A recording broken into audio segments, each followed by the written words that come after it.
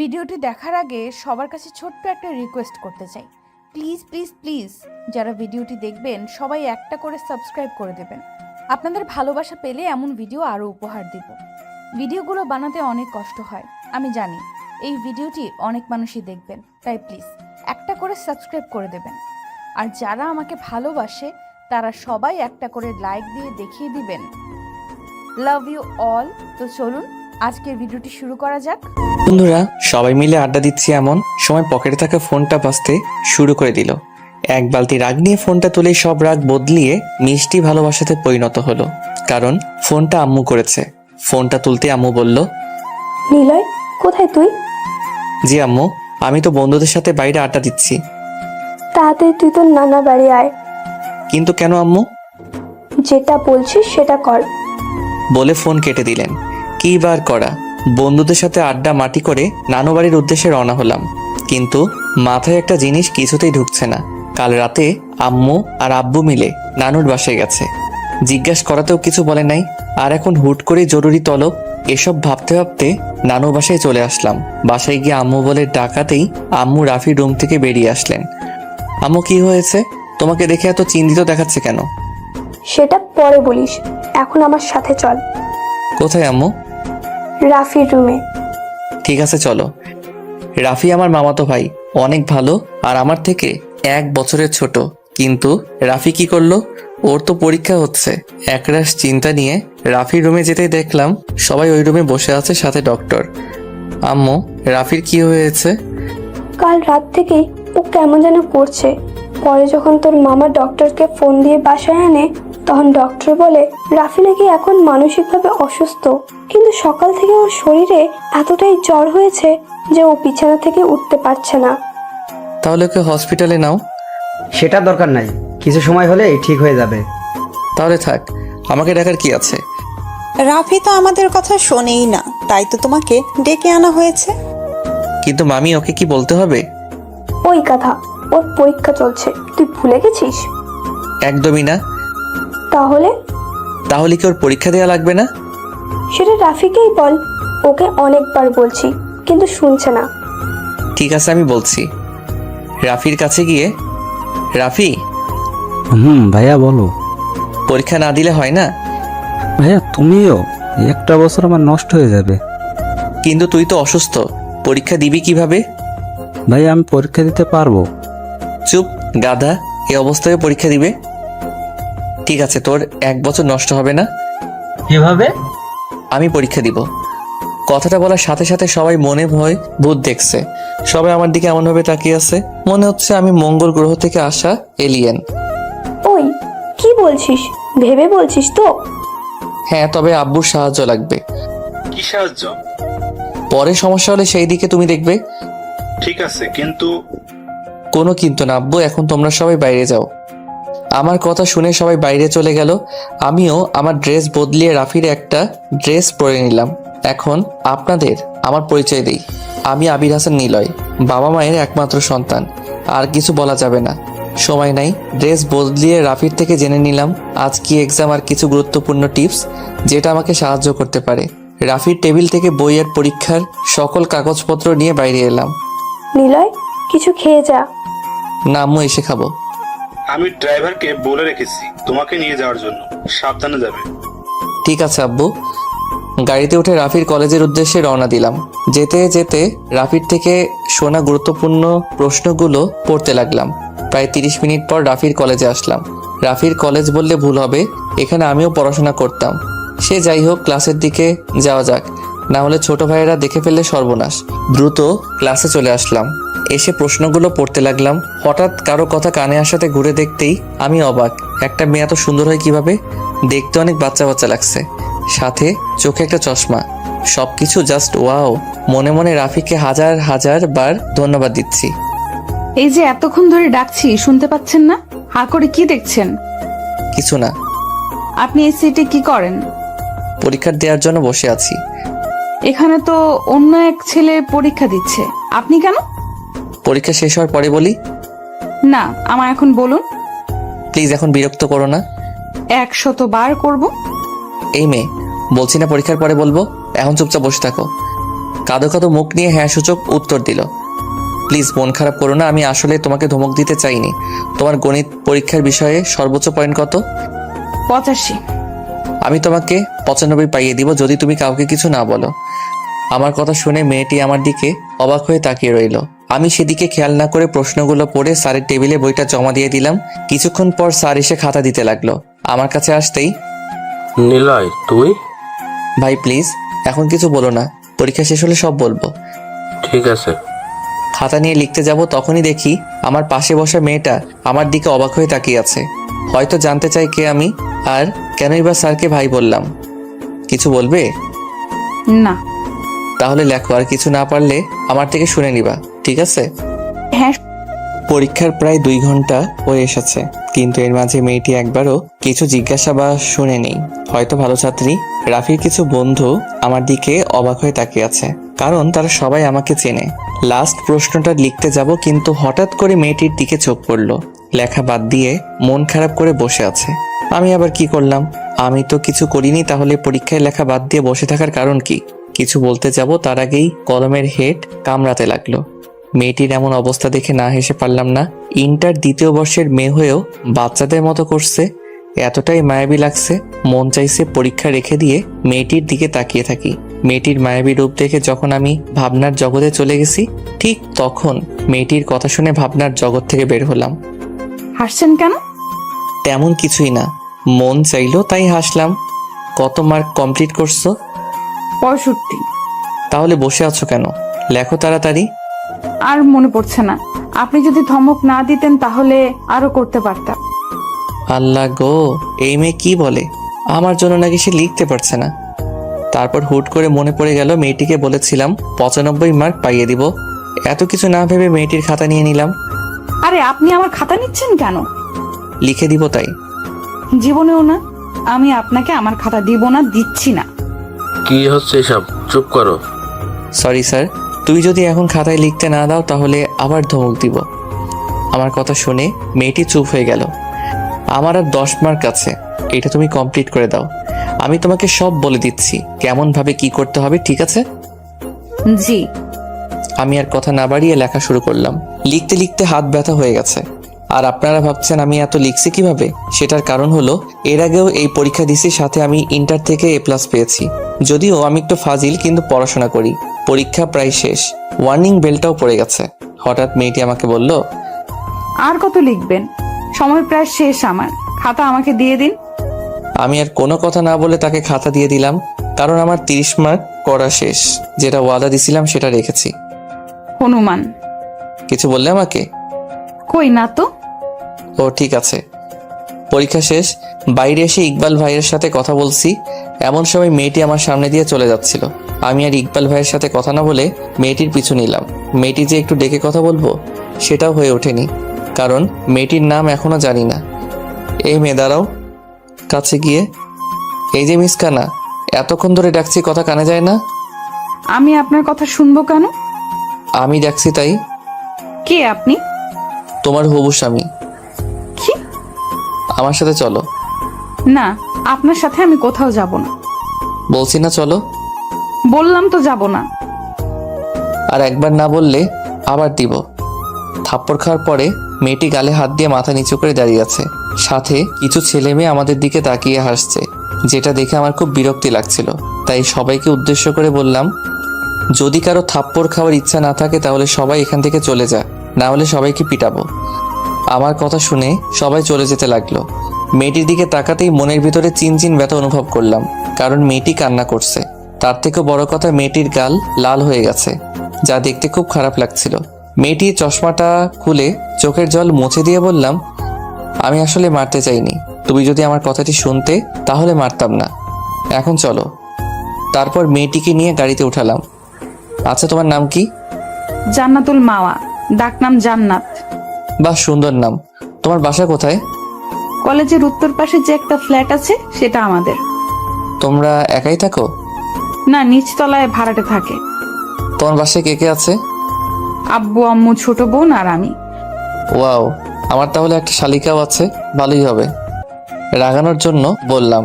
আমার দিকে একটু তাকিয়ে থেকে কিছু না বলেই মাথা নিচু করে নিল। তাই আমিও আর কিছু বললাম না, আবার যদি মন খারাপ করে সেই ভয়ে। নানু বাসায় আসার পরে ম্যাডাম নামুন এসে গেছি। জান্নাত কিছু না বলে নেমে গেল। হয়তো ভাবছে যদি কিছু জিজ্ঞাসা করে আবার যদি মারি, সেই ভয় পেয়ে। ওকে দেখতে কিছুটা ভীতু দেখাচ্ছে, কিন্তু ওর এই মায়াবী রূপ সাথে মুখে ভয়ের ছায়া, যা আমাকে বারবার ওর মায়ায় জড়িয়ে যেতে সাহায্য করছে। জানি না ওর মধ্যে কি প্রভু কি এমন লুকিয়ে দিছে, কিন্তু আমি খুঁজে পাচ্ছি না। জান্নাত আমার সামনে এসে দাঁড়াতেই বললাম, চলো আমার সাথে। তারপর জান্নাতকে সাথে নিয়ে নানু বাড়ির ভিতরে ঢুকলাম। আমাকে দেখেই রোহান বলল, ভাইয়া এই আপুটাকে? তোর জানতে হবে না, চল আমার সাথে। কোথায় ভাইয়া? রাফির রুমে। ভাইয়াকে তো হাসপাতালে নেওয়া হয়েছে। কেন? আবার অসুস্থ হয়েছিল, তাই ডাক্তার আঙ্কেল হাসপাতালে নিয়ে যেতে বলেছিল, কিন্তু কোন হাসপাতালে নেওয়া হয়েছে আমি জানি না। ঠিক আছে তুই থাক, আমরা গেলাম বলে জান্নাতকে সাথে নিয়ে গাড়িতে উঠালাম। আম্মুকে ফোন দিয়ে কোনো হাসপাতালে নেওয়া হয়েছে সেটা জেনে আমি নিজেই গাড়ি ড্রাইভ করতে লাগলাম। প্রায় 30 মিনিট পর হসপিটালে পৌঁছে গেলাম। দেখলাম আম্মু, আমি আর মামা বাইরে বসে আছে। আমি তাদের কাছে যেতেই আম্মু জান্নাতকে দেখে বলল, নিলয়, এই মেয়েটাকে? আম্মু ও জান্নাত রাফির সাথে পরীক্ষা দিচ্ছে, আর জান্নাত ইনি হলো আমার আম্মু, সাথে তোমার হবু শাশুড়ি মা। কথাটা শোনার পর জান্নাত অগ্নি দৃষ্টি নিয়ে আমার দিকে তাকালো। সেদিকে আমি না দেখে মামিকে বললাম, রাফির কি অবস্থা? এখন একটু ভালো। ঠিক আছে, তোমরা বাইরে থাকো, আমি আর জান্নাত ভেতর থেকে আসছি। জান্নাতকে সাথে নিয়ে রাফির বেডের কাছে গিয়ে বললাম, একে চেনো ডিয়ার হবু বউ? খবরদার আমাকে আর হবু বউ বলবেন না, বললে কিন্তু আমি আত্মহত্যা করব। মাথায় হাত দিয়ে, পাগলি নাকি তুমি? সেটা যাই বলেন। হয়েছে, এখন একে দেখো। রাফিকে দেখিয়ে, চিনি, ইনি রাফি যে আমার সাথে। এখন চলো, তোমার বাসা থেকে আবার চিন্তা করবে। জান্নাতকে আর কিছু বলার সুযোগ না দিয়ে বাইরে চলে আসলাম। বাইরে এসে আম্মু, মামি আর মামার সাথে কথা বলে জান্নাতকে নিয়ে গাড়িতে উঠলাম। কিন্তু জান্নাত কেমন ভাবে যেন তাকিয়ে আছে, হয়তো কিছু বলতে চাইছে। কিছু বলবে? যদি বকা আর না মারেন তাহলে বলতে পারি। ঠিক আছে বলো, কিছু বলবো না। ওনার কি হয়েছে? একটু মানসিকভাবে অসুস্থ, সেই জন্য ওর পরিবর্তে আমি পরীক্ষা দিচ্ছি, যেন রাফির একটা বছর নষ্ট না হয়। ও। জান্নাতের সাথে কথা বলতে বলতে জান্নাতের বাসার সামনে আসতে আমাকে থামাতে বলল। আমি একপাশে থামাতেই জান্নাত নেমে বাসায় চলে যেতে লাগলো। কেউ কাউকে সাহায্য করলে ধন্যবাদ বলতে হয়, আমি বলি না। বলেই দৌড়ে বাসার ভিতরে চলে গেল। আমিও সেখানে না থেকে বাসার উদ্দেশ্যে রওনা দিলাম। বাসায় এসে মামাকে ফোন দিয়ে বললাম রাফির সবগুলো পরীক্ষাই আমি দিব। রাফির অবস্থার কথা চিন্তা করে মামাও আর না করলো না। পরীক্ষার রুমে ঢুকতেই দেখতে পেলাম জান্নাত সিটে বসে আছে আর কি যেন আনমনে ভেবে চলেছে। প্রতিটা মানুষের কিছু ভালো লাগার বিষয় থাকে, তার মধ্যে একটা হলো ভালোবাসার মানুষটার দুষ্টু মিষ্টি পাগলামি। এই জন্যই হয়তো রবি ঠাকুর ভেবে বলেছেন আমরা সেটাই মুগ্ধভাবে উপভোগ করি, যেটা আমাদের উপভোগ করার বিষয়। সে যাই হোক, আমি তো আর রবি ঠাকুর না যে তার কথার ব্যাখ্যা দিব। অনেকক্ষণ জান্নাতকে দেখার পরে সিটে গিয়ে বসলাম। আমার বসা দেখে প্রথমে কিছুটা ভয় পেয়েও তেমন কোনো রিয়াক্ট করলো না। কেমন আছো হবু বউ? জান্নাত কিছু না বলে অগ্নিময় দৃষ্টি নিয়ে আমার দিকে তাকালো।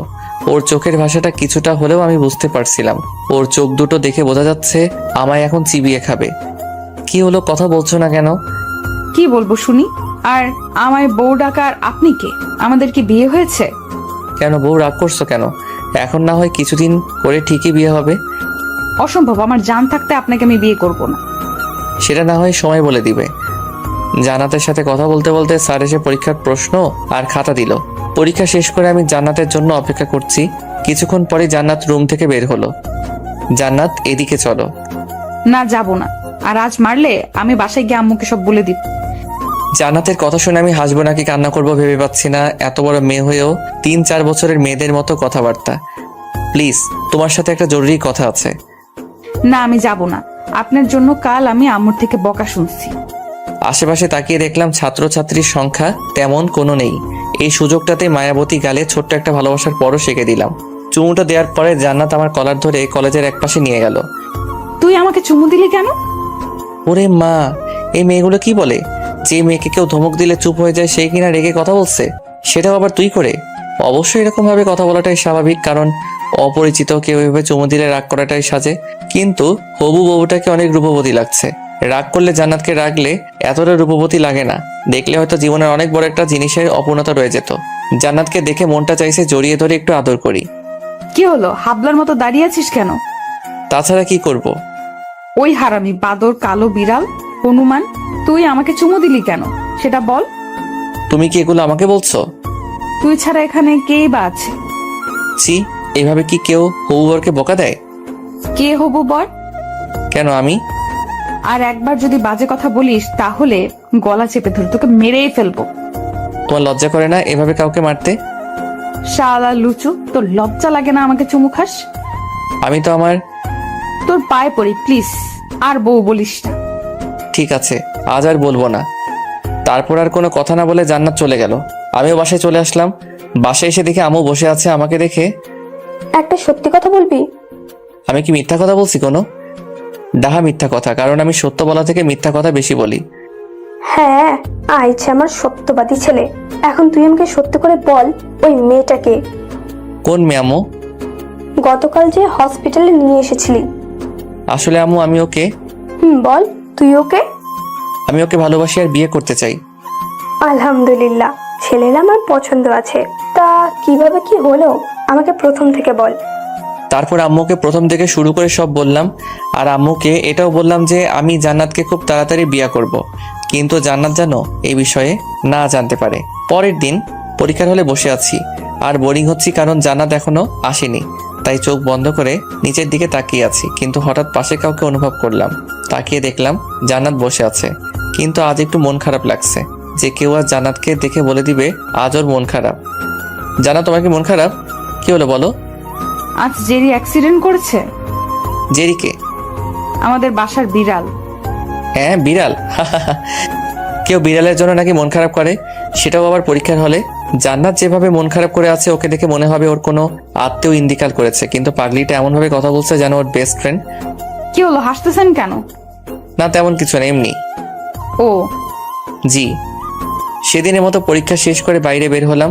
কিছুক্ষণ পর জান্নাত বের হলো। ওকে ডাকাতেই মনমরা হয়ে কাছে আসলো। জান্নাত, একটা কথা বলি। বলেন। আমি তোমাকে ভালোবাসি আর তোমাকে বিয়ে করতে চাই। আমি আপনাকে ভালোবাসি না, আর আপনাকে তো আমি জীবনেও বিয়ে করব না। ঢ্যাঙা সার কোথাকার। কি বলে তুমি? আবার বলো। গাধা, হনুমান। বলেই হোসাইন বোল্টের মতো দৌড়ে চলে গেল। আমারও ভালো লাগে জান্নাতের এমন পাগলামি। এরই মাঝে 7টা পরীক্ষা শেষ, আর মাত্র 2টা আছে। না জানি পাগলিটা আমার ভালোবাসা বুঝবে কিনা। আর ইদানিং আমিও কেন জানি না জান্নাতের প্রতি অনেকটা দুর্বল হয়ে পড়েছি। ওকে না দেখলে মনে হয় পৃথিবীটা ধমকে গেছে। মনে হয় বন্দুকের বুলেটগুলো আমার হৃৎপিণ্ডকে ছিন্ন ভিন্ন করে দিবে। রাতে খাবার টেবিলে বসে আছি, এমন সময় আব্বু বলল, নিলয়, তোমার আম্মু যা বলেছে সেগুলো কি সত্যি? কি বলছে আব্বু তোমাকে? তোমার বিয়ের কথা। জি আব্বু, কিন্তু তোমার কাছে একটা অনুরোধ আছে, প্লিজ বলো, রাখবে? বলো। আমি যে জান্নাতকে বিয়ে করছি এটা ওকে বলবে না, সেটার জন্য তুমি যা ইচ্ছা করো। কিন্তু নিলয়। আব্বু, আমি কোনো কিন্তু শুনতে চাই না। আর আম্মু, তুমি তো কিছু বলো। ঠিক আছে, আমি আর তোর আব্বু মিলে জান্নাতের বাবা মায়ের সাথে কথা বলবো। এখন তুই জান্নাতের বাসার ঠিকানা বল। তারপর জান্নাতের বাসার ঠিকানা দিয়ে এসে পড়াশোনা করে ঘুমিয়ে গেলাম। পরের দিন পরীক্ষার জন্য যেতে একটু দেরি হয়ে যায়। হলে গিয়ে দেখলাম জান্নাত সিটে বসে আছে। কি করো? আপনার চোখ নেই? আরে রাগ করছো কেন? জান্নাত, একটা কথা জিজ্ঞেস করি। কি? আমি তোমাকে সত্যি ভালোবাসি, আর আমি তোমাকে বিয়ে করতে চাই। আপনার কি কোনো কথা কানে যায় না? আমি আপনাকে কতবার বলবো আমি আপনাকে ভালোবাসি না, আর আমার প্রাণ থাকতে আমি কোনোদিন আপনাকে বিয়ে করব না। কেন করবে না? তো সাহস কি করে হয় আমাকে স্পর্শ করার, ছোট লোক জানোয়ার? আমি বুঝতেই পারিনি জান্নাত এরকম কোনো কাজ করবে। আশেপাশে তাকিয়ে দেখলাম সবাই আমার দিকে অবাক হয়ে তাকিয়ে আছে। রাফির কিছু বন্ধু যারা আমাকে চেনে, তারা আমার দিকে আসতে চাইলেও হাত দিয়ে বারণ করি যেন তারা না আসে। জান্নাতের চোখের দিকে তাকাতেই বুকের ভিতরে ব্যথা অনুভব করলাম। মনে হচ্ছে কেউ আমার হৃৎপিণ্ডতে আঘাত করেছে, কারণ জান্নাতের চোখ থেকে যখন তখন বৃষ্টি নামতে পারে। জান্নাতের এমন অবস্থা দেখে ওকে রাগান্বিত করার জন্য প্রস্তুত হলাম। যদিও থাপ্পড়টার ব্যথা এখনো করছে, তারপরও ভালোবাসার মানুষকে খুশি করতে লাগলাম। আমি জানি তুমি এখন কান্না করবে, জানি তো তুমি ছিচকাদনে। কে বলেছে তোকে? তোমার চোখ। চোখ কি কথা বলতে পারে? মজা নিস আমার সাথে? আর একবার যদি আমায় রাগাতে আসিস তাহলে তোর খবর আছে। যেভাবে থাপ্পড় মারছো এরপরেও কিছু করবে? সরি। কেন গো বউ? তোকে আমি কিছু করার আগে স্যার এসে হাজির, যার জন্য বেঁচে গেলাম। না হলে হয়তো আবার একটা থাপ্পড় খেতে হতো। বউটাকে শান্তশিষ্ট লাগলেও ঠিক সেরকম না। যেভাবে থাপ্পড় দিচ্ছে আমার বাপের জন্ম মনে হয় এত জোরে থাপ্পড় খাইনি। সেদিনের মতো পরীক্ষা শেষ করে বাসায় চলে আসলাম। ফ্রেশ হয়ে আম্মাকে ডাকলাম। কি রে, মন খারাপ নাকি? না আম্মু। তাহলে কি কিছু বলবি? কিছু বলার ছিল। তাহলে বল। আম্মু তুমি তো জানো আমি জান্নাতকে কতটুকু ভালোবাসি। হ্যাঁ জানি তো, আমার পাগল ছেলেটা আমার ছেলের বউকে অনেক অনেক ভালোবাসে। কিন্তু আম্মু জান্নাত আমাকে বুঝতেই চায় না। কেন বুঝতে চাই না সেটার কারণ জিজ্ঞাসা করেছিস কখনো জান্নাতকে? কি জিজ্ঞাসা করব, শুধু থাপ্পড় দেয়। আম্মু তুমি হাসছো কেন? তো নয়তো কি করব? তোর মতো ফাজিল ছেলেকে থাপ্পড় মারে কি কম কথা? আম্মু ঠিক আছে, এখন বল আমাকে কি করতে হবে। কিছু টিপস দাও। তারপর আম্মুর থেকে কিছু টিপস নিয়ে ঘুমিয়ে গেলাম। পরের দিন অর্থাৎ শেষ পরীক্ষা দিতে কলেজে চলে আসলাম। পরীক্ষার হলে ঢুকতে দেখতে পেলাম জান্নাত আজ অনেক হাসি খুশি। মনে মনে সৃষ্টিকর্তাকে হাজারবার ধন্যবাদ দিলাম, কেননা আম্মুর থেকে কিছু টিপস কাজে লাগাতে হবে। জান্নাতের কাছে যেতেই আমাকে অবাক করে দিয়ে জান্নাত বলল, আপনার সাথে আমার কিছু কথা আছে। বলো। না এখন না, পরীক্ষা শেষ হলে বলবো। জান্নাতকে এত হাসি খুশি দেখে আমারও কেন জানি না অনেক ভালো লাগছিল। তাই জান্নাতকে বললাম ঠিক আছে। পরীক্ষা শেষ করে বাইরে দাঁড়িয়ে আছি, এমন সময় জান্নাত এসে আমার সামনে দাঁড়ালো। বলো কি বলবে? অনেকটা আগ্রহ প্রকাশ করে কথাটি জিজ্ঞেস করলাম। আমার বিয়ে ঠিক হয়ে গেছে। কি তুমি আমাকে মিথ্যা বলছো তাই না? আপনাকে মিথ্যা বলে আমার কি লাভ? বরং আমার তো আরো ভালো লাগছে। আপনি আমার পিছু নেওয়া বাদ দিবেন, আমাকে আর জ্বালাতে পারবেন না, আমার সাথে আর কথা বলবেন না। এক কথায় আমি এখন অনেক খুশি। জান্নাতের কথাগুলো কেমন যেন বুকের বাঁ পাশে এসে খুব জোরে জোরে আঘাত করছিল। তাই ওকে কথা থামতে বলে আমি বাসায় চলে আসলাম। জান্নাতের কথা শুনে যতটা খারাপ লাগছিল তার থেকেও দ্বিগুণ রাগ হচ্ছিল আব্বু আম্মুর প্রতি। বাসায় এসে ইচ্ছে মতো সবকিছু ভাঙতে শুরু করে দিলাম। এটা অবশ্য নতুন না, এর আগেও অনেকবার ভেঙেছি। আজ একটু বেশি রাগ হচ্ছিল, কারণ তারা আমার সব কথা রাখে, কিন্তু আজ কেন তারা আমার একটা চাওয়া পূরণ করতে পারলো না। এসব ভাবতে ভাবতে যখনই দেয়ালে থাকা আমার একটা ছবিতে বাড়ি দিছি, অমনি ছবিতে থাকা কাচ এসে হাত কেটে দিল, যার জন্য আর কিছু ভাঙতে পারা বয়ে উঠলো না। নিজেকে অনেক দুর্বল লাগছিল। কাটা হাত নিয়ে কখন ঘুমিয়ে গেছি নিজেও জানি না। যখন ঘুম ভাঙলো দেখলাম আব্বু আম্মু আমার পাশে বসে আছে আর হাতে ব্যান্ডেজ করা। যখনই উঠতে যাব তখন আব্বু বলল, কি হয়েছে তোমার? এমন পাগলামো করছো কেন? কি হলো বল, কেন করছিস এমন? আব্বু আমি তোমাদের কাছে কি চেয়েছিলাম? কি চেয়েছো? আর তুমি চেয়েছো আমরা দেইনি, এমন কি জিনিস আছে? জান্নাত। জান্নাতের কি হয়েছে? জান্নাতের বিয়ে ঠিক হয়ে গেছে। কি? তার মানে তুই জান্নাতের বিয়ের কথা শুনে এইসব ভাঙচুর শুরু করেছিস? হ্যাঁ, তাছাড়া কি করব? নীলয়ের মা, আমি শিওর তোমার ছেলে পাগল হয়ে গেছে। মানে কি বলতে চাইছো তুমি? ঠিকই তো বলছে, তুই একটা পাগল। আম্মু চুপ, তুই জানিস জান্নাতের কার সাথে বিয়ে ঠিক হয়েছে? না।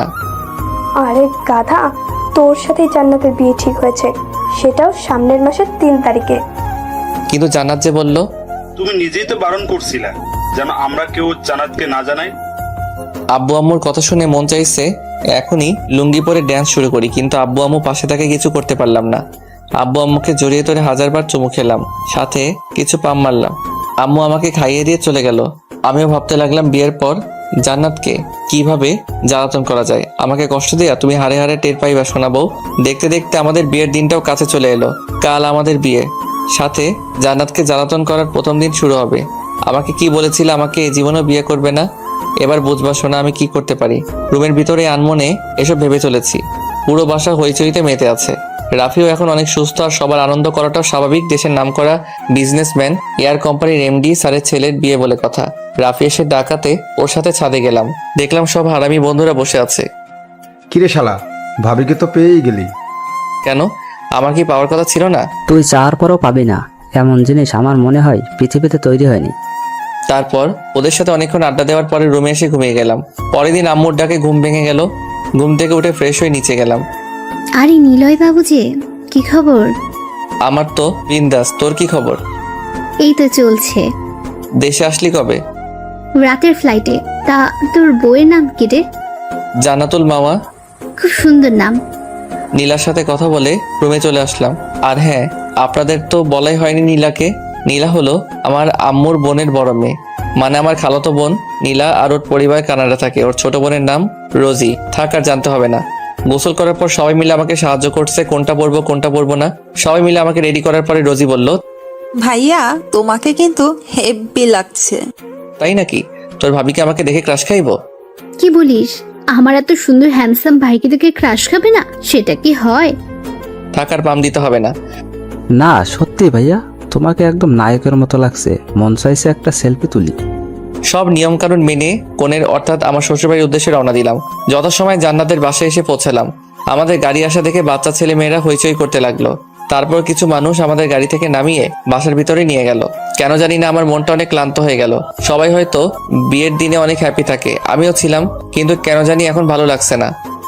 জয় দোস্ত, আমার কেমন জানি লাগছে। মানে কেমন লাগছে? ভালো লাগছে না। শালা বুঝতে পারছি, এখন ভাবির সাথে কথা বলবি তাই তো? আরে তেমন কিছু না। থাক, আর বলা লাগবে না, আমি দেখছি কি করা যায়। তারপর জয় আর মেহেদি চলে গেল। 5 মিনিট পরে আমাকে ওরা দুজন মিলে একটা রুমের ভিতরে দিয়ে গেল আর বলল, আমরা বাইরে অপেক্ষা করছি, কথা বলে আয়। আমি আর কিছু না বলেই রুমের ভিতরে গেলাম। দেখলাম জান্নাত বসে আছে। এখন আর কেন জানি না খারাপ লাগছে না। হয়তো জান্নাতকে দেখার জন্য এই মনটা ব্যাকুল হয়েছিল। কত সুন্দর চুপচাপ বসে আছে। হয়তো আমাকে এখনো দেখেনি, দেখলে এতক্ষণ মনে হয় থাপ্পড় খেতে হতো। সো মিসেস নিলয় কেমন আছেন? কথাটি বলার সাথে সাথে জান্নাত আমার দিকে তাকালো। ওর তাকানোর মাঝে অনেকটা খুব বিদ্যমান ছিল। হয়তো ভাবছে আমি এখানে কেন। আপনি এখানে? তাহলে কে থাকবে? মানে তোমার আর আমার বিয়েই তো হচ্ছে। কি আজে বাজে কথা বলছেন? বেরিয়ে যান রুম থেকে। কেন বিশ্বাস হচ্ছে না? বিশ্বাস না হলে তুমি তোমার আম্মুকে এখন জিজ্ঞাসা করো। কিছুক্ষণ চুপ থাকার পর জান্নাত কান্না করতে লাগলো। এক পর্যায়ে রুম থেকে কান্না করতে করতে বেরিয়ে আসতে চাইলো, কিন্তু সেটাতে আর সফল হয়ে ওঠা হলো না। কোথায় যাচ্ছ? আমি এই বিয়ে করব না। তোর মতো চিটার লম্পটকে আমি জীবনেও বিয়ে করব না। তাহলে এখন কি করবে শুনি? আব্বুকে গিয়ে বলবো আমি এই বিয়ে করতে পারবো না। সব চাইলে কি হয়? তোমার আব্বুর সম্মানের কথা একবারও ভাববে না? আমি জানি তুমি এমনটাই করতে, তাই তো এরকম গেম খেলতে হলো। কারণ তোমার যে জেদ, যার কাছে সবাই কুপকার। কিন্তু শোনাবো, এখন যে তোমার আর কোনো জেদকে সফল করতে পারবে না। নিজের মনে মনে কথাগুলো ভাবছি। এমন সময় জান্নাত আবার কান্নাকাটি শুরু করে দিল, যা আমার কাছে খুবই খারাপ লাগছিল। তাই বন্ধুদের সাথে করে সেখান থেকে চলে আসলাম। কিছুক্ষণ পর কিছু ছেলে ও মেয়েরা জান্নাতকে নিয়ে আসলো, কিন্তু এখন জান্নাতকে বাজে দেখাচ্ছে। চোখের কাজল লেপটে গেছে আর চোখ দুটো লালা হয়ে রয়েছে। মনে হচ্ছে আমাকে দেখার পর থেকে শুধু কান্নাই করেছে। কিন্তু পাগলিটাকে কি করে যে বোঝাবো খুব ভালোবাসি তোমাকে। জান্নাতকে এভাবে দেখে নিজের মধ্যে খারাপ লাগা বিরাজ করতে লাগলো। কোনো ভুল করছি না তো? নিজেকে প্রশ্ন করছি, কিন্তু কোনো উত্তর পাচ্ছি না। যথাসময়ে আমাদের বিয়েটা হয়ে গেল। শুনেছি বাসরাত সবার জন্য স্বপ্নের আর রোমান্টিক হয়, কিন্তু আমার জন্য মোটেও তা হচ্ছে না। প্রায় 30 মিনিট ধরে বাসর ঘরে দাঁড়িয়ে আছি, আর ওদিকে বউ আমার বিছানার উপরে বসে কান্না করছে তো করছে, যথা আমার নামগন্ধ কিচ্ছু নাই। কত শখ ছিল সিনেমার হিরোদের মতো করে বাসার ঘরে ঢুকবো, বউ আমাকে দেখে সালাম করবে, তারপর আমরা গল্প করব, কিন্তু তার হলো না। কেন যে কান্না করছে কিছু বুঝতেই পারছি না। আরো কিছুক্ষণ দাঁড়িয়ে থাকার পরে জান্নাতের কাছে গেলাম। কান্না করছো কেন? কি হলো বলো? খবরদার আমার পাশে বসবি না। অনেকটা রাগ দেখিয়ে কথাটি বলল। জান্নাতের এখন চেহারা দেখে ভয় পাবার মতো। জান্নাত আমার দিকে যেভাবে তাকিয়ে আছে তা দেখে আমার 1 নম্বর পেয়ে যাওয়ার অবস্থা। তারপরে বললাম, তুমি এভাবে রাগ করছো কেন? তোকে কি বললাম? একটাও কথা বলবি না। আরে আমি কি করেছি বলবে তো? কি করেছিস মানে? তুই আমাকে জোর করে বিয়ে করলি কেন? জোর করেছি মানে? তুই যদি এইভাবে প্ল্যান না করে আমাকে বিয়ে করতি তাহলে আমি কিছু বলতাম না, কিন্তু তুই আমার সাথে গেম খেলে বিয়ে করেছিস। এটাকে আমি জোর বলবো না তো কি করব? একদমে কথাগুলো বলল। মেয়েটা কথা বলতে পারে। আমি যে এখন তার স্বামী সেটা হয়তো ও মনে করছে না। তুই তোকারি করে কথা বলছে। তুই জানো না স্বামীকে তুই করে কথা বলতে নাই, বললে স্বামীর অমঙ্গল হয়। কে স্বামী? কেন আমি? আমি তোকে স্বামী হিসেবে মানি না। কিন্তু আমাদের যে বিয়ে হলো সেটা? আমি বিয়েও মানি না। দরকার হলে আমি তোকে ডিভোর্স দিব, তবুও তোকে স্বামী মানা ইম্পসিবল। ঠিক আছে, তোমার আমাকে স্বামী মানতে হবে না। এখন ঘুমিয়ে পড়ো, অনেক রাত হয়েছে। তাহলে তুই বাসাতে কি করিস? জান্নাতের কথা শুনে আমি তো অবাক, কারণ আমি বিছানা ছাড়া কোথায় থাকবো। তারপরে জিজ্ঞাসা করলাম, কেন বিছানায় না থেকে কোথায় থাকবো? বিছানায় থাকবি মানে? তোর সাথে আমি এক বিছানায় ঘুমাতে পারবো না। এবার অনেকটা রাগ হয়ে গেল, কারণ আমি বিছানা ছাড়া ঘুমাতে পারি না। মনটা চাইছে ধরে ইচ্ছা মতো থাপড়ায়ে মুখের দাঁত ফেলে দেই, কিন্তু বউ বলে কিছু করতে পারলাম না। পরে যদি আবার কেউ জিজ্ঞাসা করে আমার বউয়ের এই অবস্থা কেমন করে হলো, তাহলে আমি নিজেই অপমানিত হতে হবে।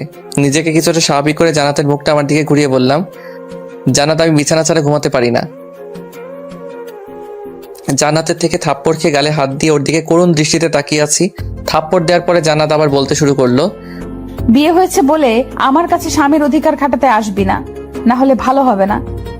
জান্নাতকে আর কিছু বললাম না, কারণ মেয়েটা যে ধানি লঙ্কা, কিছু না বলে শুধু থাপ্পড় খেতে হয়। অধিকার খাটাতে গেলে না জানি আমাকে কি করবে, সৃষ্টিকর্তা ভালো জানেন। বন্ধুরা কত করে বলেছিল বিড়ালটা যেন সাবধানে মারি, এখন ওদের কেমন করে যে মুখ দেখাবো, আমায় ক্ষমা করে দিস রে। কি হলো, দাঁড়িয়ে রইলি কেন? সেটা তোমার ভাবতে হবে না। চুপচাপ সোফার উপর ঘুমা, হনুমান, কালো বিড়াল, লুচু, সাদা বদমাস। আল্লাহ গো, আমার তুইলা লও। ওই চুপ, যা ঘুমা তাড়াতাড়ি। আর কিছু বললাম না, মানে বলার সাহস নাই। যদি আমার মতো নাদান পলের আবার মারে, আম্মা গো আমি কাকে বিয়ে করলাম, কথায় কথায় শুধু মারে। এক বালতি দুঃখ নিয়ে ঘুমিয়ে পড়লাম। সকালে অবশ্য আমাকে কেউ ডাকে ঘুম থেকে উঠাতে লাগে না, আমি নিজে নিজে ঘুম থেকে উঠি। ঘুম থেকে উঠে দেখলাম জান্নাত এখনো শুয়ে আছে, দেখতে একদম বাচ্চাদের মতো লাগবে।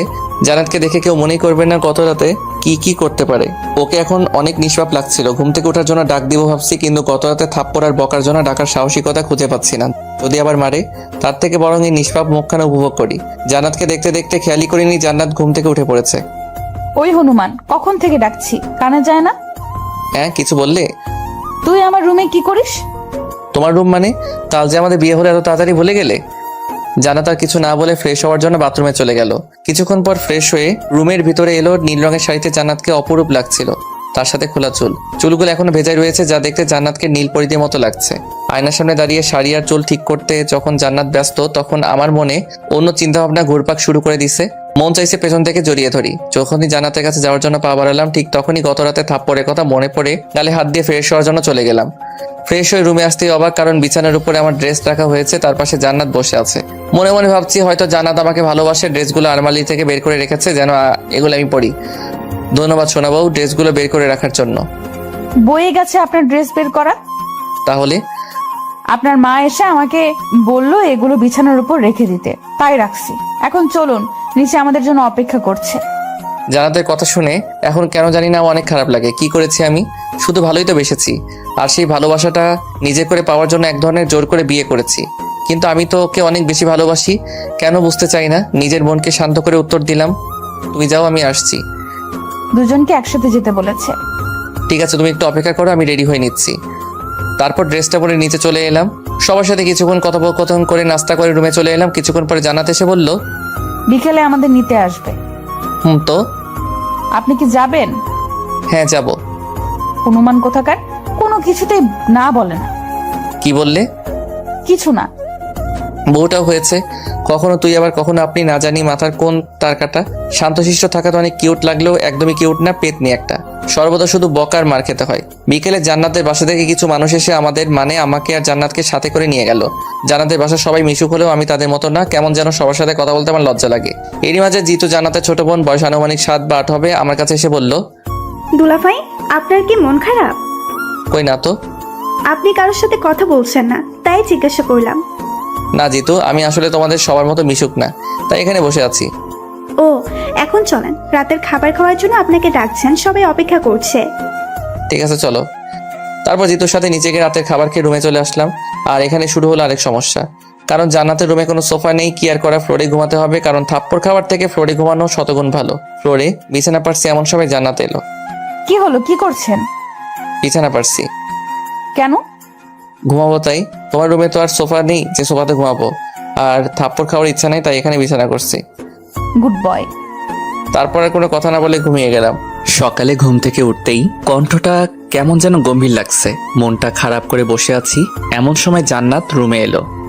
কি হলো, বসে আছেন কেন? যান, ফ্রেশ হয়ে নিচে আসুন, সবাই অপেক্ষা করছে। জান্নাতকে কোনো কথা না বলে বাথরুমে ফ্রেশ হতে চলে গেলাম। অন্যদিকে জান্নাতের কথা, কি ব্যাপার, নিলয় আমাকে কিছু বললো না কেন? আমি কি ওর সাথে খারাপ ব্যবহার করছি? কিন্তু এখন তো কিছুই করিনি, তাহলে কিছু বললো না কেন? পরক্ষণে জান্নাতের মনে পড়ল গত 2 দিন যাবৎ আমার সাথে কেমন ব্যবহার করছে। কিন্তু নিলয় তো আমাকে কিছুই বলে না, বরং সে নিজেই আমাকে রাগানোর জন্য কথা বলে, যেন আমি খুশি হয়ে থাকি। কিন্তু আমি ওর সাথে যা করছি সেটা কি ঠিক করছি? না না, এটা কখনো ঠিক হতে পারে না। আমি কিছুদিন পরেই নিলয়ের থেকে মাফ চেয়ে কাছে টেনে নেব, কিন্তু এত সহজে আমাকে হার মানা চলবে না। রুমের মধ্যে জান্নাত আনমনে একা একা কথা বলছে। জান্নাতকে দাঁড়িয়ে থাকতে দেখে জিজ্ঞাসা করলাম, তুমি দাঁড়িয়ে আছো কেন? আপনার কণ্ঠটা এমন লাগছে কেন? না তেমন কিছু না। আপনি বলবেন না নাকি থাপ্পড় দিব? এত মারতে চাও কেন? শুধু শুধু মারে, এবার মারলে আমি কিন্তু কান্না করব। যেটা বলছি সেটা বলেন, এত কথা বলেন কেন? কিছুক্ষণ চুপ থাকার পরে বললাম, আসলে গত রাতে ফ্লোরে ঘুমানোর জন্য মনে হচ্ছে একটু ঠান্ডা লাগছে, তবে সেরে যাবে। সেরে যাবে মানে? আর আমাকে বলতে পারেননি ফ্লোরে ঘুমালে আপনার সমস্যা হবে? বাসর ঘরেই বলেছিলাম, হয়তো শোনোনি। ঠিক আছে, আপনি বসে থাকেন, আমি খাবার নিয়ে আসছি। বাপ্পা, এত কেয়ার স্বামী হিসেবে মেনে নিলে নাকি এখনই? জি না, আপনি এখন আমাদের বাসায়, তাই আপনার কিছু হলে আপনার আব্বু আম্মু আমাকে ছেড়ে কথা বলবে না, তাই কথাটা বললাম। জান্নাত আর কিছু না বলে রুম থেকে চলে গেল। আমি ড্রেস পরে বিছানায় বসে আছি, তখন আম্মু কল করলো। হ্যাঁ আম্মু, বলো, কেমন আছো? আমি ভালো আছি, কিন্তু তোর গলা কেমন যেন শোনাচ্ছে। এই হলো মা জাতি, ছেলের কিছু হলেই জেনে যাবে। সৃষ্টিকর্তা মনে হয় সকল মাকে সন্তানদের মনের কথা আর অবস্থা বোঝবার ক্ষমতা দিয়ে দিয়েছেন। এমন মা জাতিকে জানাই হাজার হাজার সালাম। কি হলো, কথা বলছিস না কেন? হ্যাঁ আম্মু, বলো। তোর কোনটা এমন শোনাচ্ছে কেন? আসলে আম্মু নতুন বাসা তো, তাই হয়তো ঠান্ডা লাগছে। তুমি চিন্তা করো না, ঠিক হয়ে যাবে। ঠিক আছে, ওষুধ খেয়ে নিস। আম্মু। এখন রাখছি, পরে কথা হবে। ঠিক আছে আম্মু। আম্মুর সাথে কথা বলে ফোনটা বিছানাতে রাখতে না রাখতেই জান্নাত প্রশ্ন করলো, কে ফোন করেছিল? আরে তুমি কখন এলে? আমি যেটা প্রশ্ন করেছি সেটা আগে বলেন। গার্লফ্রেন্ড ফোন করেছিল। আম্মু বলছিলেন কাকে? হনুমান? জানার পরেও জিজ্ঞেস করো কেন? হয়েছে, আর বলতে হবে না, এখন খাবারটা খেয়ে ওষুধটা খেয়ে নিন। আর হ্যাঁ, বিকেলে আমরা ঘুরতে বেরোবো। ঠিক আছে। তারপর খাবার খাওয়ার পরে ওষুধটা খেয়ে নিলাম। ভালো না লাগার জন্য আবার ঘুমিয়ে গেলাম। ঘুম থেকে উঠে ফ্রেশ হয়ে ঘুরতে বের হলাম। আমি, জান্নাত আর আমার একমাত্র শালিকা জিতু। জান্নাতের থেকে জিতু হাজার গুণে ভালো। শালার বউটা কথায় কথায় ঝাড়ি আর বকা দেয়, আর শালিকা কত সুন্দর করে কথা বলে। যদি জান্নাতের জায়গায় জিতু থাকতো কত ভালোই না লাগতো। মনে মনে বকা দিচ্ছেন? মানে কাকে বকা দিব? তাহলে চুপচাপ আছেন কেন? কোথায় চুপচাপ আছে? দুলাভাই তো আমার সাথে কথা বলছে, বরং তুমি নিজেই তো আমাদের সাথে কথা বলছো না। জিতু, তুই থাপ্পড় চিনস? জিতু তো ঠিকই বলছে, আর এসব বাদ দাও। তারপর আরো কিছুক্ষণ ঘোরাঘুরির পরে বাসায়, মানে শ্বশুর বাসায় চলে এলাম। রাতের খাওয়া দাওয়া শেষ করে ঘুমানোর জন্য ফ্লোরে বিছানায় পারছি। এমন সময় জান্নাত রুমে এলো। কি করছেন? এই তো বিছানা পারছি। আমার তো বিছানায় ঘুমানোর কপাল নেই। ঢং দেখলে আর বাঁচি না। বিছানা পারতে হবে না, আপনি এখন থেকে বিছানাতেই ঘুমাবেন। আর তুমি কোথায় ঘুমাবে? আপনার সাথেই। জান্নাতের কথা শুনে মনে হচ্ছে আমি কিছুক্ষণের জন্য মঙ্গল গ্রহে চলে এসেছি।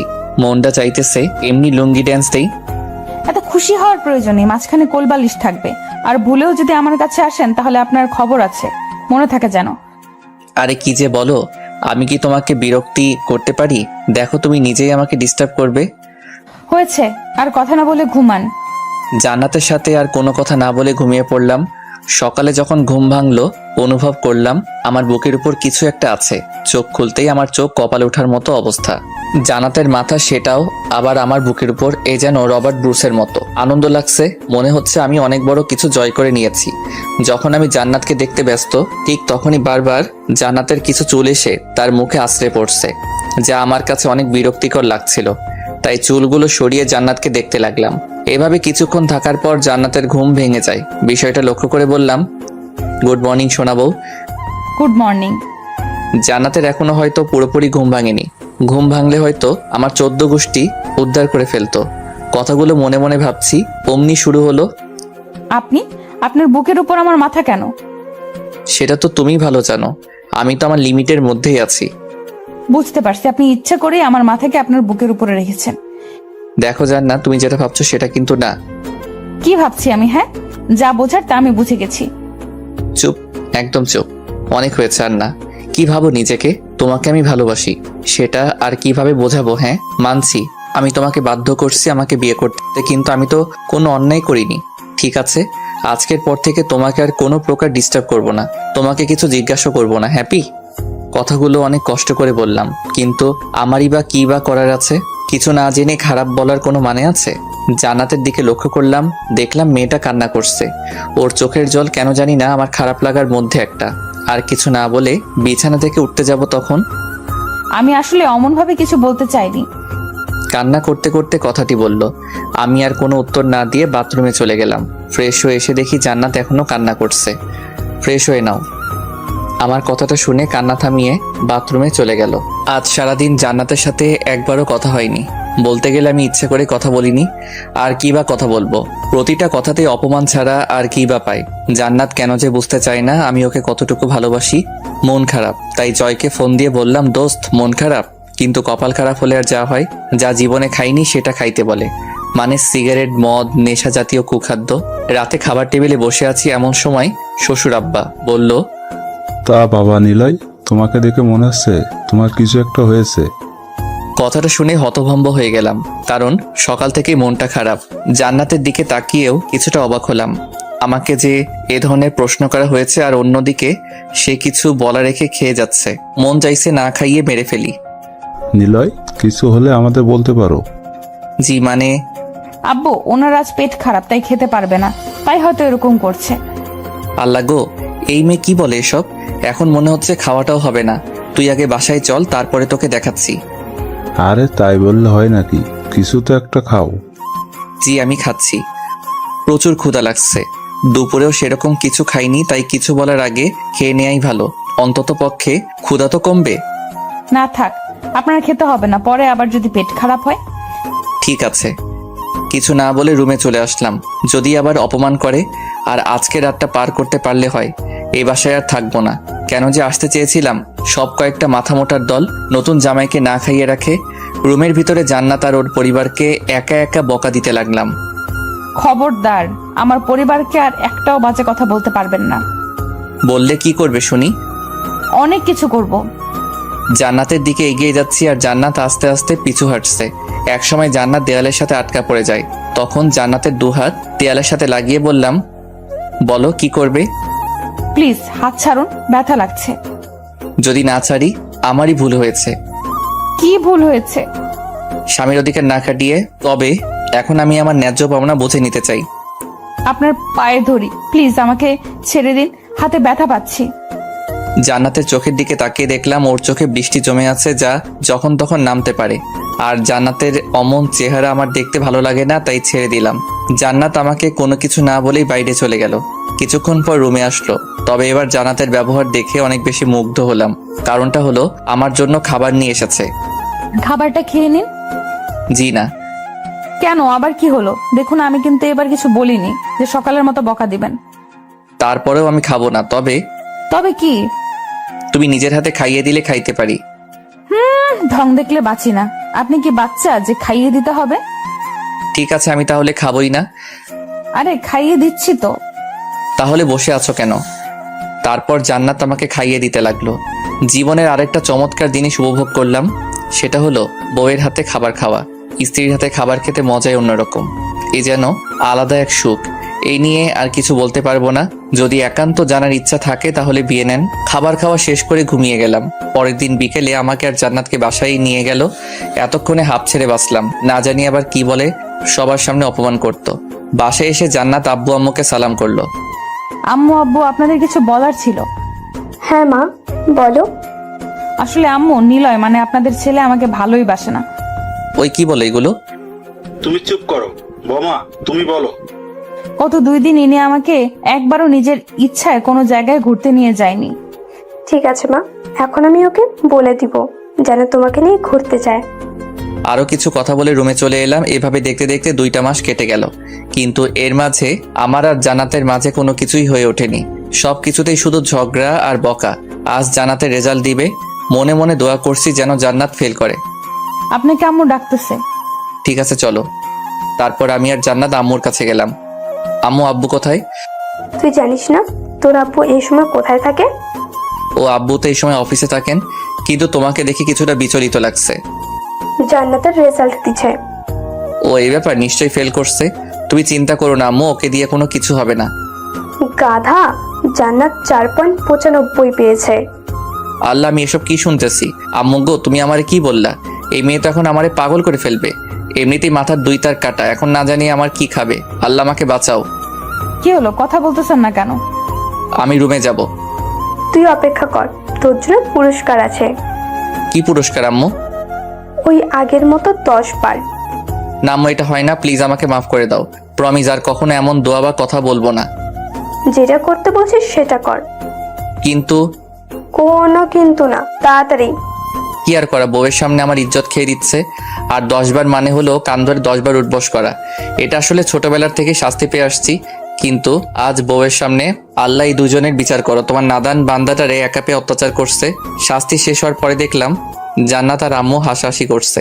তাই জান্নাতকে উদ্দেশ্য করে বললাম, তুমি আগে রুমে আসো, তারপর তোমার হাসি বের করছি। বলে রুমে চলে আসলাম। কিছুক্ষণ পর জান্নাত রুমে আসলো, তবে অনেক খুশি হয়ে। জান্নাতকে এমন হাসি খুশি দেখে মন চাইছে ওর নাক ফাটিয়ে দেই। বিছানায় বসে থাকা অবস্থায় জান্নাতকে বললাম, জান্নাত এদিকে আসো। জান্নাত কোনো কিছু না বলে আবার আমার সামনে আসলো। এবার কান ধরো। কি? কি নয় জি। আমি কান ধরতে পারবো না। কি বললে? আমি কান ধরতে পারবো না। এবার ইচ্ছা করে জান্নাতের গলা টিপে ধরলাম। দেখলাম জান্নাত কান্না করছে। পরক্ষণে জান্নাতের গলার দিকে তাকিয়ে দেখলাম কিছুটা লাল হয়ে গেছে। কিন্তু আমি তোকে কষ্ট দিতে চাইনি, আমি তো ওর সাথে শুধু মজা করছিলাম। জান্নাত সোফার উপরে বসে কান্না করছে। এবার নিজেই নিজেকে ধিক্কার দিয়ে বলতে ইচ্ছা করছে, কি করছি আমি? মজা করতে গিয়েও মেয়েটাকে কষ্ট দিলাম। জান্নাত, আমি আসলে তোমাকে কষ্ট দিতে চাইনি, আমি শুধু মজা করতে চাইছিলাম। জান্নাতের সামনে বসে বললাম, জান্নাত প্লিজ কান্না করো না। কি চান আপনি? জান্নাত, তুমি এভাবে কথা বলছো কেন? জান্নাত, আমি আর আপনার সাথে থাকতে পারবো না। থাকতে পারবে না মানে? আপনি আমাকে ডিভোর্স দিবেন। কি বলছো তুমি এসব? আমি ঠিকই বলছি। বলে চোখ মুছতে মুছতে রুমের বাইরে চলে গেল। কি হচ্ছে এসব আমার সাথে? এইটুকুতেই জান্নাত রেগে গেল, কিন্তু আমি তো শুধুই মজা করতে চাইছিলাম। না, মাথা কাজ করছে না। বাজারে চলে আসলাম ঘোরাঘুরি করে। রাত 12টার সময় বাসায় গেলাম। কলিং বেল বাজাতেই আম্মু দরজা খুলে দিল, সাথে শুরু করে দিল, এত রাত অব্দি কোথায় ছিলি? আর তোর ফোন বন্ধ কেন? কি হয়েছে? না কিছু না। কি হয়েছে নিলয়, বল আমাকে। আম্মু কিছু হয়নি, এমনি ভালো লাগছে না। আম্মুকে আর কিছু বলার সুযোগ না দিয়ে রুমে চলে আসলাম। এসে দেখি জান্নাত ঘুমিয়ে আছে। কিছুক্ষণ ওর দিকে তাকিয়ে থাকতে থাকতে কখন যে চোখ দিয়ে জল গড়িয়ে পড়ছে বুঝতেই পারিনি। কেমন যেন মাথাটা ধরে আসছে, মনের ভিতরে বিষণ্ণতা ভরপুর করছে। সোফার উপরে বসে পড়লাম। জান্নাতের কথাগুলো এখনো কানে শুনতে পারছিলাম। ডিভোর্স। জান্নাত আমাকে এতটাই ঘৃণা করে যার কারণে আমাকে ডিভোর্স দিয়ে দিবে। হয়তো আমি ওর জন্য নয়, আমি ওর যোগ্যই না, ঠিকই তো। আমি তোকে বাধ্য করেছি আমাকে বিয়ে করতে। এটা তো জোর করে বিয়ে করা বোঝায়। ঠিক আছে, আমি তোমার জীবন থেকে চলে যাব। শুধু তোমার একার জীবন থেকে নয়, সবাইকে ছেড়ে চলে যাব অচিন দেশে, যেখান থেকে চাইলেও কেউ ফিরে আসতে পারবে না। আজকে চোখটাও বাদ মানছে না, সেই কখন থেকে জল পড়েই চলেছে। উঠে দাঁড়িয়ে জান্নাতের মাথার কাছে বসলাম। কেমন নিষ্পাপ চেহারাটা, আর তাকে কিনা আমি কষ্ট দেই। জান্নাতের মাথায় হাত দিয়ে বললাম, জানো জান্নাত, আমি অনেক খারাপ, অনেক পচা। শুধু শুধু তোমাকে কষ্ট দেই। তোমাকে কত কিছু বলতাম, তোমার মাথার তার নাকি কাটা।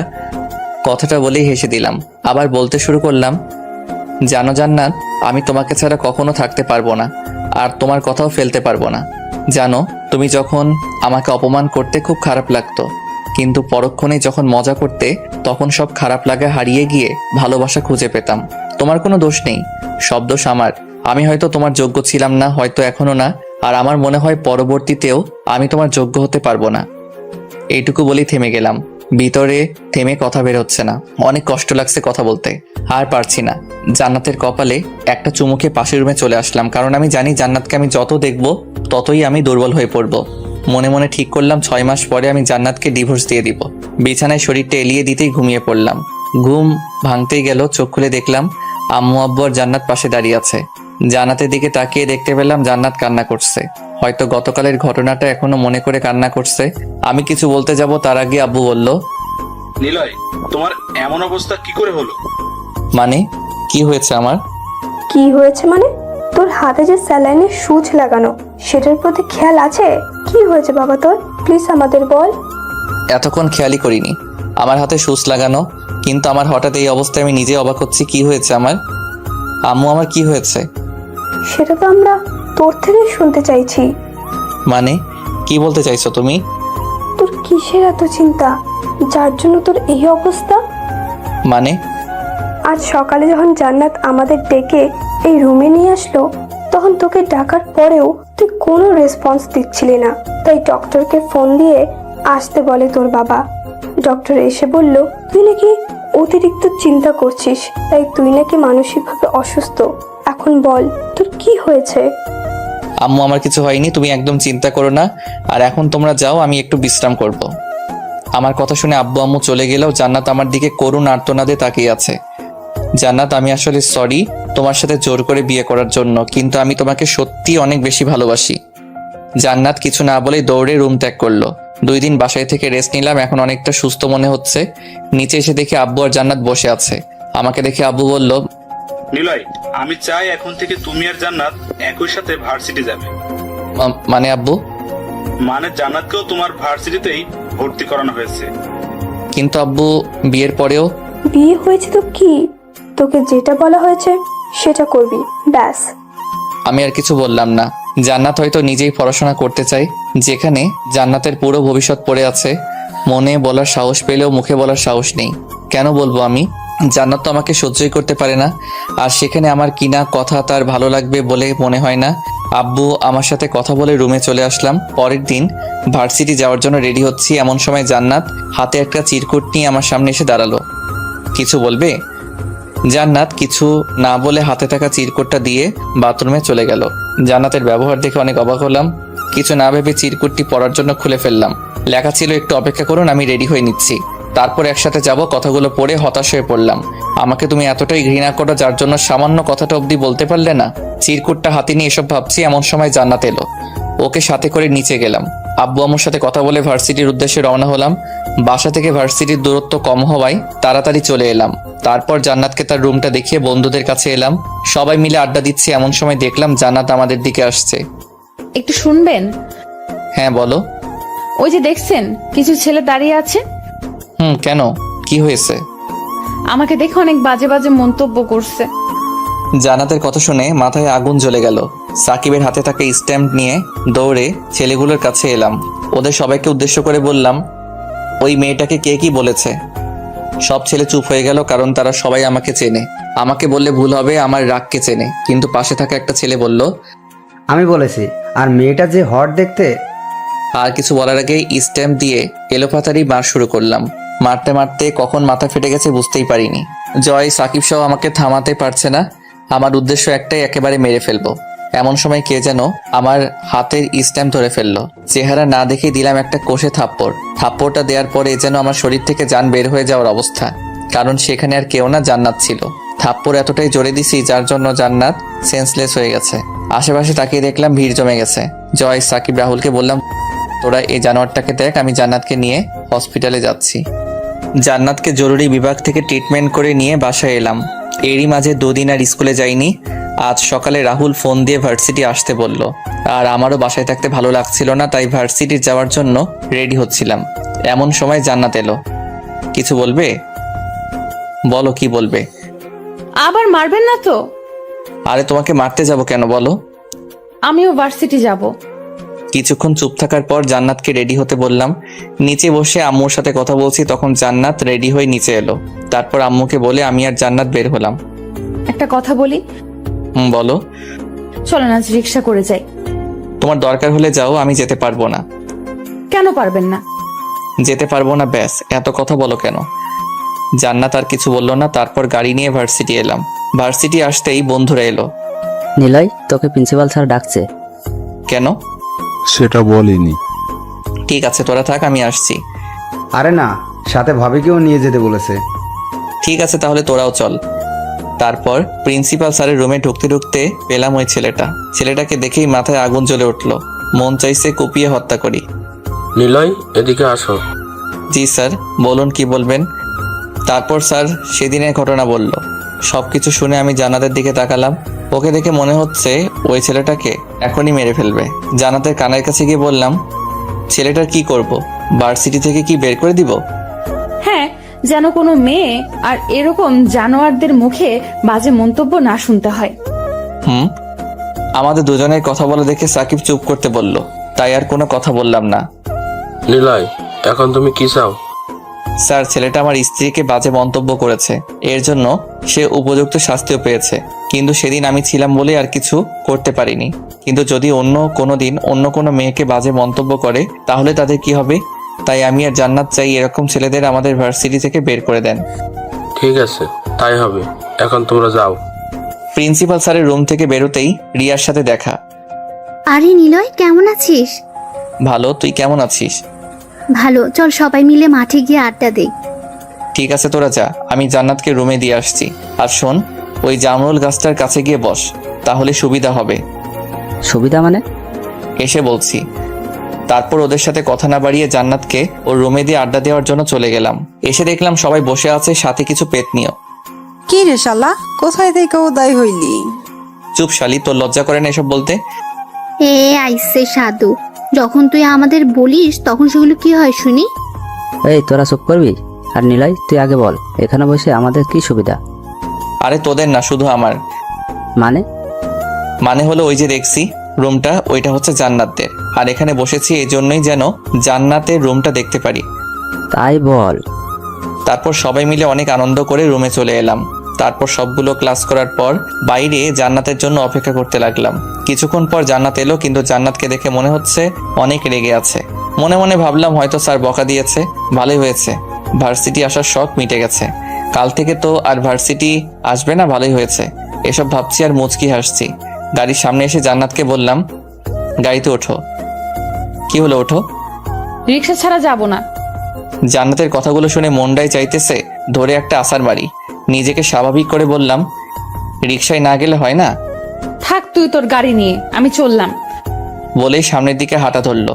কি আর করা, ড্রাইভারকে ফোন দিয়ে বললাম ভার্সিটি থেকে যেন গাড়িটা নিয়ে যায়। কথা বলতে বলতে দেখলাম জান্নাত একটা রিক্সায় উঠে পড়েছে। দৌড়ে রিক্সার কাছে গেলাম। যখনই উঠতে যাব তখনই জান্নাত ধাক্কা দিয়ে সরিয়ে দিল। যা বাবা, এখন আবার কি করলাম? আরে এখন আবার এমন করছো কেন? তুই তোর গাড়ি নিয়ে বাসায় যা, এখানে কি করতে আসছস? যা ভাগ এখান থেকে। এই, তুমি আমাকে তুই করে বলছো কেন? আমার মুখ আমি বলতে পারি। জান্নাতের কথা শেষ হতে আমি রিক্সায় উঠে বসলাম। তারপর রিক্সাওয়ালা মামাকে বললাম চালাতে। এখন বলো, তুমি রাগ করছো কেন? কি হলো বলো। খবরদার আমাকে স্পর্শ করবি না। ঠিক আছে, আমি তাহলে নেমে যাচ্ছি। একদম না, চুপচাপ বসে থাক। তাহলে বলো কি হয়েছে? আমার দিকে জান্নাত কিছুক্ষণ তাকিয়ে থাকার পর কান্না করে দিল আর বলতে লাগলো, তুই এমন কেন? হ্যাঁ, কি কথা থাকে ওই মেয়ের প্রতি? কই, আমার সাথে তো কখনো অনেকক্ষণ বসে থাকিস না, আমার সাথে তো কখনো হেসে হেসে কথা বলিস না, তাহলে ওই মেয়েদের প্রতি তোর কি এমন কথা থাকে যে এত হাসাহাসি করিস? ও এই কথা। আর আমি তো অন্য কিছু ভেবেছিলাম। কি ভেবেছিলেন? কিছু না। তার আগে তুমি বলো, আমি অন্য মেয়ের সাথে কথা বললে তোমার খারাপ লাগে কেন? আমার মানে? আমার না লাগলে কার লাগবে? তার মানে তুমি? হ্যাঁ, আমি তোকে অনেক ভালোবাসি, সেই বিয়ের পর থেকে, কিন্তু বলিনি। যখন আপনি আমাকে মজা করার সময় গলা টিপে ধরেন তখন আমার অনেক কষ্ট হচ্ছিল, তাই ওইসব বাজে কথা বলেছিলাম। কিন্তু আপনি যখন বাসায় আসছিলেন না তখন অনেক কান্না করেছিলাম। রাতে যখন আপনি বললেন আপনি আমাকে ছেড়ে চলে যাবেন তখন যেন আমার অনেক কান্না করতে ইচ্ছে করছিল, কিন্তু করিনি। সেদিন রাতে এক মুহূর্তের জন্য দু চোখের পাতা এক করতে পারিনি। পরের দিন যখন আপনাকে ডাকার জন্য ওই রুমে যাই তখন দেখি আপনি শুয়ে আছেন। অনেক ডাকার পরেও যখন উঠছিলেন না তখন আমি অনেক ভয় পেয়ে গেছিলাম। সেজন্য আম্মু আব্বুকে ডেকে আনি আর আপনার সাথে কথা বলতে চাইনি, কারণ আপনি হঠাৎ আমাকে মারেন, কারণ আপনার অনেক রাগ। আর যখন ওই ছেলেটাকে মারলেন তখন আপনাকে সব সত্যি বলতে চেয়েছিলাম, কিন্তু আপনি উল্টো আমাকে থাপ্পড় দিয়ে হসপিটালে পাঠানোর ব্যবস্থা করেন। আর শোনেন, আমি এসব ডিভোর্স নিতে পারবো না, কিন্তু আপনি যদি আমাকে মারেন তাহলে আমি একদম আমার আব্বুর বাসায় চলে যাব। জান্নাতের কথা শুনে আমি তো রীতিমতো অবাক। কি বলে মেয়েটা? আমাকে কষ্ট দেওয়ার জন্য এসব করেছে? জান্নাতের কথা শুনে চোখ দিয়ে জল গড়িয়ে পড়লেও মুচকি হেসে জান্নাতকে জড়িয়ে ধরলাম। ঠিক আছে পাগলি, আর কখনো তোমাকে কষ্ট বা মারবো না, শুধু আদর করব। মনে থাকে জানো, আর যদি আপনি কখনো কষ্ট দেন তাহলে তোমার খবর আছে। কিন্তু তুমি আমাকে আপনি না তুমি বললে। দুটোই বলছি, এখন থেকে তুমি বলবো। তারপর জান্নাতের সাথে কথা বলতে বলতে বাসায় চলে এলাম। রিক্সায় থেকে নেমে বললাম, জান্নাত আমার কাছে তো টাকা নাই। তো আমি কি করব? আমি কি তোমাকে বলেছিলাম রিক্সায় উঠতে বলেছিলাম? আমার টাকা আমি দিব আর তোমার টাকা তুমি দিবা। এই না প্লিজ, তুমি দিয়ে দাও, পরে শোধ করে দিব। প্রমিস? হ্যাঁ গো বউ। তারপর জান্নাত টাকা দিয়ে বাসার ভিতরে চলে এলাম। রাতের খাবার খেয়ে ঘুমোতে যাব এমন সময় জান্নাত এলো। আমাকে দেখে বলল, একটা কথা বলি, হ্যাঁ বলো। কাল কোথাও ঘুরতে বের হলে কেমন হয়? ভালো, তবে এখন আমার কিছু কথা তোমাকে রাখতে হবে, যদি রাখো তাহলে যাব। ঠিক আছে, বলো। জান্নাতকে কাছে আসতে বলে কিস করতে লাগলাম। প্রথমে জান্নাত ছাড়াতে চাইলো, পরে আর বারণ করার চেষ্টা করেনি। দুজনে চলে গেলাম ভালোবাসার এক অচিন সমুদ্রে। তারপর জান্নাতের কপালে একটা ভালোবাসার পরশ এঁকে দিয়ে ঘুমিয়ে পড়লাম। পরের দিন ঘুম থেকে উঠে দেখি জান্নাত এখনো শুয়ে আছে। এই ফাঁকে জান্নাতের মলিন গালটাতে একটা কিস করলাম। আমি গালে হাত দিয়ে বসে আছি। জান্নাত কিছু না বলে আমার কোলে বসে লিপ কিস করতে লাগলো, কিন্তু হঠাৎ করে আমাকে ধাক্কা দিয়ে বিছানায় ফেলে দিয়ে বাথরুমে চলে গেল। কিছুক্ষণ পর জান্নাত ফ্রেশ হয়ে রুমে এলো। যাও, ফ্রেশ হয়ে নাও। হ্যাঁ, কিন্তু তুমি চলে গেলে কেন? এত রোম্যান্স ভালো না বাবু, এখন যাও। তারপর আমিও ফ্রেশ হয়ে রুমে আসলাম। বিছানায় রাখা ড্রেসটা পরে নিলাম। ড্রেস পরে নিচে আসলাম, দেখলাম আব্বু আম্মু আর জান্নাত বসে আছে। জান্নাত আব্বু আম্মুর সাথে অনেক হেসে কথা বলছিল। এটা দেখে অনেক রাগ হলো। আমাকে ড্রেস পরতে সাহায্য করলে কি এমন হতো? মনে মনে ঠিক করলাম জান্নাতকে কিভাবে জ্বালানো যায়। কি হলো, দাঁড়িয়ে আছো কেন? না এমনি। জান্নাত, একটু রুমে আসো। তারপর আমি রুমে চলে গেলাম। কিছুক্ষণ পর জান্নাত রুমে আসলো। কি হলো, ডাকলে কেন? জান্নাতের কথায় কোনো উত্তর না দিয়ে কোমরে হাত দিয়ে কাছে টেনে আনলাম। জান্নাত কিছু বলবে তার আগে জান্নাতকে আমার শরীরের আরো কাছে নিলাম। বলা যায় দুজনের শরীর এখন এক শরীরে রূপান্তরিত হয়েছে। আমার এমন কাজ দেখে জান্নাত খুব দ্রুত আরো জোরে জোরে নিঃশ্বাস ফেলতে শুরু করলো। জান্নাতের এমন ভীতু চেহারা দেখতে অনেক মলিন লাগছিল। ঠিক তখন মনে পড়লো জান্নাতকে জ্বালানোর কথা। জান্নাত, তুমি আমাকে কতটুকু ভালোবাসো? অনেক বেশি ভালোবাসি। আমার জন্য কি করতে পারবে? তুমি যা বলবা তাই করব। সত্যি তো? ছেড়ে দিলা কেন? আগে বলো, সব করতে পারবে? গো বাবা, তুমি যা বলবা তাই করব। ঠিক আছে সোনা বউ, এখন 10 বার কান ধরে উঠবস করবে আমার সামনে। কি? তুমি কিন্তু বলেছো আমি যা বলবো তাই করবে। এই না প্লিজ বাবু, আমি এটা করতে পারবো না। স্বামীর কথা না শুনলে যে স্বামীর ক্ষতি হয়। কিন্তু তুমি তো। আমি কি সোনা বলো? আমি কিন্তু কান্না করব। ও বুঝতে পারছি, তুমি তো আমাকে ভালোই বাসো না, আমার কথা কেন শুনবে? কে বললো ভালোবাসি না? ভালোবাসলে তুমি আমার কথা রাখতে। থাক, তোমার কিছু করা লাগবে না, আমি গেলাম। এই না না, তুমি বসো, আমি কান ধরে উঠবস করছি। ওকে সোনা। আমি সোফার উপরে বসতেই জান্নাত কান ধরে উঠবস করতে লাগলো। প্রথম 5 বার ভালো করে করলেও তারপর থেকে ওর উঠা বসায় সমস্যা দেখতে পেলাম। আর তাছাড়াও শাড়ি পরে এ ধরনের কাজ করা অনেকটাই দুর্লভ। মোট 8 বারের মতো হয়েছে। তখন জান্নাতকে থামতে বললাম। তারপর আমার কাছে টেনে বসালাম। প্রথমে বসতে চাইছিল না, পরে জোর করে কোলে বসালাম। বাবু, রাগ করছো? না। ঠিক আছে, আর কখন এসব করতে বলবো না। এখন তো একটু হাসো। জানো, আমি তোমাকে এটা করাতাম না, কিন্তু তুমি আব্বু আম্মুর সাথে হেসে হেসে কথা বলছিলা, যা দেখে হিংসা হচ্ছিল, তাই এটা। তার মানে তুমি? বলেই আমার বুকে মারতে লাগলো। মেয়েটার হাতে শক্তিও আছে বটে, প্রতিটা মারেই ব্যথা লাগে। জান্নাতকে বুকের সাথে আরো চেপে ধরলাম যেন মারতে না পারে। দেখতে দেখতে আমাদের বিয়ের 6 মাস চলে গেল। এখন আমি আব্বুর বিজনেস দেখাশোনা করি, আর জান্নাত বাসায় আম্মুর কাজে সাহায্য করে আর আম্মুর সাথে বসে বসে আড্ডা দেয়। অফিসের কাজ শেষ করার পর ড্রয়ার থেকে একটা কন্ট্যাক্ট পেপার নিয়ে বাসায় এলাম। কলিং বেল বাজাতেই জান্নাত এসে দরজা খুলে দিল, কিন্তু আমি কোনো কথা না বলে রুমে চলে এলাম। জান্নাত আমার এমন ব্যবহার দেখে অনেকটা হতভম্ব আর অবাক হওয়ার কথাটাই স্বাভাবিক, কারণ প্রতিদিন বাসায় এসে জান্নাতের সাথে কথা বলি, সেটাও তার প্রশংসা। রুমে এসে গম্ভীর মুখ নিয়ে বিছানায় বসে পড়লাম। জান্নাত তো আমার পিছু পিছু এলো। অফিসে কি কিছু হয়েছে? না। তাহলে এইভাবে বসে আছো কেন? হাতে থাকা কাগজটা ওর দিকে বাড়িয়ে দিলাম। কি এটা? আমাদের ডিভোর্স পেপার। কথাটা শোনার সাথে সাথে জান্নাতের মাথায় যেন আকাশ ভেঙে পড়লো। হাতে থাকা কাগজটা ফ্লোরে পড়ে গেল। জান্নাতের দিকে তাকিয়ে দেখলাম আমার দিকে করুণ চাহনিতে তাকিয়ে আছে। আমি সাইন করে দিছি, এখন তুমি করলেই হবে। জান্নাত এবার কেঁদে দিল, আর এত জোরে জোরে কান্না শুরু করলো যে নিচ থেকে আম্মু আমাদের রুমে এসে পড়লো। কি হলো মা, কান্না করছিস কেন? আম্মু তোমার ছেলে আমাকে ডিভোর্স দিবে। মানে কি বলছিস এসব? বিশ্বাস না হলে নিলয়ের থেকে শোনো। নিলয়, জান্নাত এসব কি বলছে? আম্মু, জান্নাত একদম মিথ্যা কথা বলছে। আমি মিথ্যা বলছি তাই না? তাহলে এই কাগজটা কিসের? দেখি, আমাকে দেখতে দে। আম্মুর কাগজটা পড়ে হেসে দিল, সাথে আমাকে বলল, গাধা, তোর বুদ্ধি আছে দেখছি। এটা শুনে জান্নাতের চোখ তো লাল বর্ণ ধারণ করলো। তার মানে আম্মু তুমিও তোমার ছেলের পক্ষ নিয়ে কথা বলছো? না রে মা, নিলয় তো। আম্মু, তুমি এখন যাও। আম্মু চলে গেল। এখন তুমি কাগজটা পড়ো। কাগজটা পড়ে হেসে দিল, কারণ কাগজটায় লেখা ছিল যদি আমাদের মধ্যে কখনো ঝগড়া হয় তাহলে সেটা রাতের মধ্যেই ক্লিয়ার হয়ে যাবে, আর যদি কখনো বিচ্ছেদের কথা ওঠে তাহলে আমাদের মধ্যে যতদিন না অবধি 50টা সন্তান না হয় ততদিন আমাদের বিচ্ছেদ হবে না। তারপর জান্নাত কন্ট্রাক্ট পেপারে সাইন করে দিয়ে আমার বুকে মুখ লুকিয়ে কান্না করতে লাগলো। আরে পাগলি, কান্না করছো কেন? আমি অনেক ভয় পেয়ে গেছিলাম। তুমি এখন প্রমিস করো এমন ভয় আর কখনো দেখাবা না। ঠিক আছে, এই কান ধরে বলছি এমন কাজ আর দ্বিতীয়বার আর কখনো করব না। হনুমান বর আমার। পাগলি। তারপর রাতের খাবার শেষ করে রুমে চলে এলাম। কিছুক্ষণ পর মহারানীর আগমন হলো, মানে জান্নাত এলো। আচ্ছা শোনো না, কি বলো?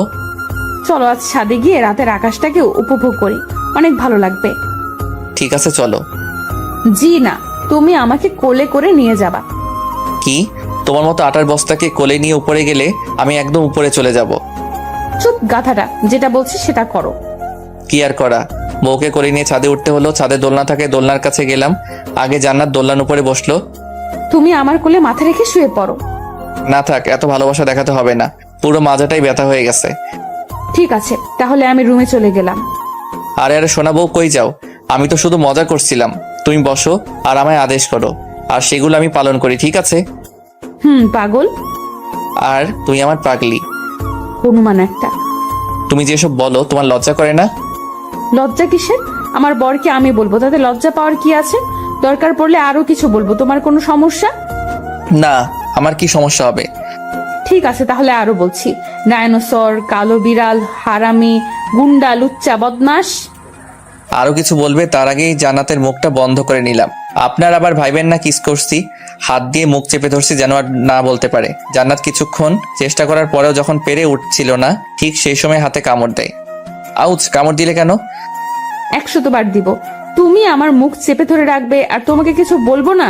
এটা কি হয় সোনা? দেখো তো হাত কি হয়ে গেল। ওলি আমার বাবুটা লিয়ে। আচ্ছা কাছে আসো, এখন তোমায় একটু আদর করি। না থাক, আমার আদর লাগবে না। আরে আসো তো আগে। থাক, আপনাদের আর জানতে হবে না। আর তাছাড়া আমার লজ্জা রাখছে। সম্পূর্ণ গল্পটা কেমন হয়েছে জানাবেন প্লিজ। নতুন গল্প শুনতে আমাদের চ্যানেলটি সাবস্ক্রাইব করে বেল বাটনে ক্লিক